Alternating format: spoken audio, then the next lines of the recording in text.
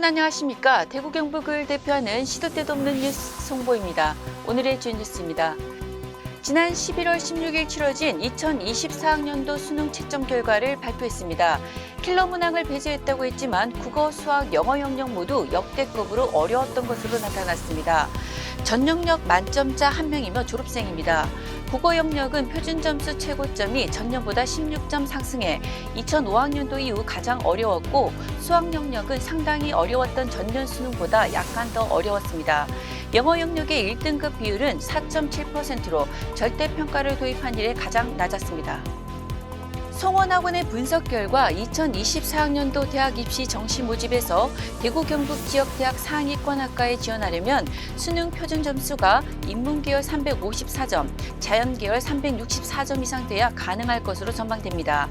의학학 계열은 406점 이상이어야 지원할 수 있을 것으로 예측됐습니다.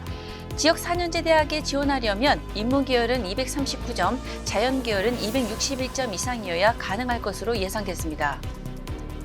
지난 6일 마감된 대구 지역 수련병원 6곳의 전공의 지원 결과에 따르면 내과와 산부인과, 소아청소년과, 신경외과, 심장혈관 흉부외과, 외과, 응급의학과 등 필수 의료 과목 대다수가 정원을 채우지 못했습니다.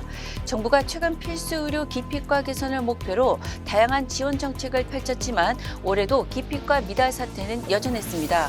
인기과인 성형외과와 피부과 등은 2대1이 넘는 경쟁률을 보였습니다.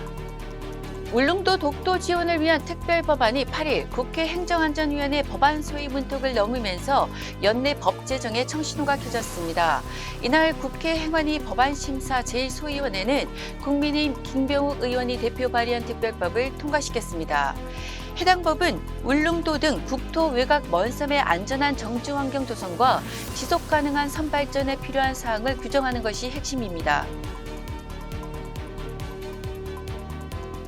홍준표 대구시장은 7일 달빛철도 특별법이 최근 국회 국토교통위원회 교통법안심사소위원회 문턱을 넘지 못한 데 대해 자신의 페이스북에 정부가 반대하고 의원 입법을 포기하는 건 국회의원 스스로의 권한을 포기하는 것이라고 비판했습니다. 홍 시장은 총선 물갈이론에 대해 그러니 물갈이 여론이 60%가 넘는 것이라며 하루를 하더라도 국회의원답게 하라고 쏘아붙였습니다. 경북 동해안 대표 어종인 오징어가 자취를 감췄습니다. 7일 경북 포항시 남구 구룡포 항구는 정박한 배들로 가득 차 적막간만 감돌았습니다. 구룡포 수협 관계자는 태풍이 올 때 빼고는 이렇게 배가 가득 정박한 모습은 보기 힘들다고 설명했습니다.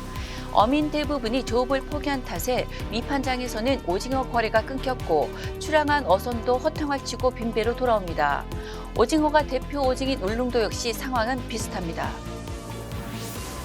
8일 대구와 경북 지역은 기온이 크게 올라 초봄처럼 온화하겠습니다. 요즘 겨울 치고는 추위가 덜한데요. 다만 낮 기온이 크게 오르는 만큼 기온에 맞는 옷차림으로 건강관리에 각별히 유의하셔야겠습니다. 미세먼지 농도는 보통 수준입니다. 지금까지 12월 8일 금요일 영남일보 시도 때도 없는 뉴스였습니다. 감사합니다.